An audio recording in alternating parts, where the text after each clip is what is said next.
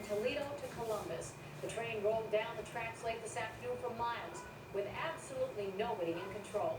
It finally came to a dramatic stop near the city of Kenton, Ohio. Even worse, the train was known to be carrying combustible materials. News Center 7's Jim Oddie joins us now with a live report. Jim? Donna, imagine this happening in the Miami Valley. You know how dangerous it could be. A freight train headed down the tracks out of control and no way to stop it. It was like something you'd see in a Hollywood action movie, only this was no movie. At first, authorities thought the train's engineer had a heart attack and could not stop it. Then it was learned that no one was on board. Greg Jones of the Miami Valley is a former train conductor. It's very scary, and I worked for the railroad for a year. I have to tell you, Jim, that every time I look at something like this, it really scares me. How could it happen? Greg says the crew must have stepped off that train for a moment at a rural stop. I would guess the locomotive never was under power. Probably the train brakes just were not applied and it started rolling free.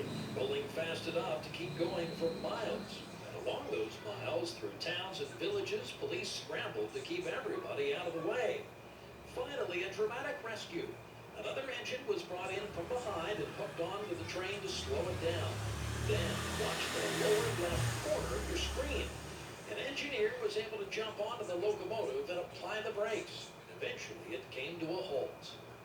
It was a miracle that nobody was hurt in the incident. Authorities now trying to figure out exactly how it happened and why the brakes failed to hold that train in the beginning. Jim Oddie, News Center 7. A 47-car runaway freight train that for a time no one seemed able to stop. It all started in a switching yard in Toledo when the train mysteriously took off on its own. And the CBS's Bob Moore reports it turned into quite a chase. The Phantom freight train barreled through the flat farmlands of northwest Ohio with no one at the controls.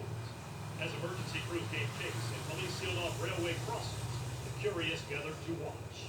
That train ain't got no driver. What do you think about it? Right there, about it? Yeah.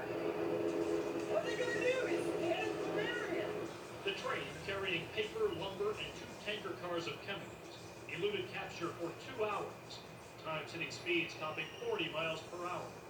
News helicopters tracked the Odyssey for 66 miles across 2 counties, the quiet farmtown of Kenton, Ohio. It's been a long time since we had anything like that here in Kenton. There, another CSX locomotive that had given chase caught the runaway from behind, began dragging the train to a roll. Engineer Terry Morrison made the capture. No one's on the train but us. How did the train get away? Any idea? Don't have a clue. He was up ahead of us. The freight train slowed enough that another CSX trainmaster was able to jump on board and apply the brakes. The fugitive train safely creeped to a halt. There was nobody on that engine. We don't know. We're investigating that right now. The incident is certain to reignite debate about equipment to prevent rail collisions and stop runaway trains. The technology exists, but so far the government has not required it. Most freight railroads haven't spent the millions needed to have it installed. Bob, CBS News, Washington.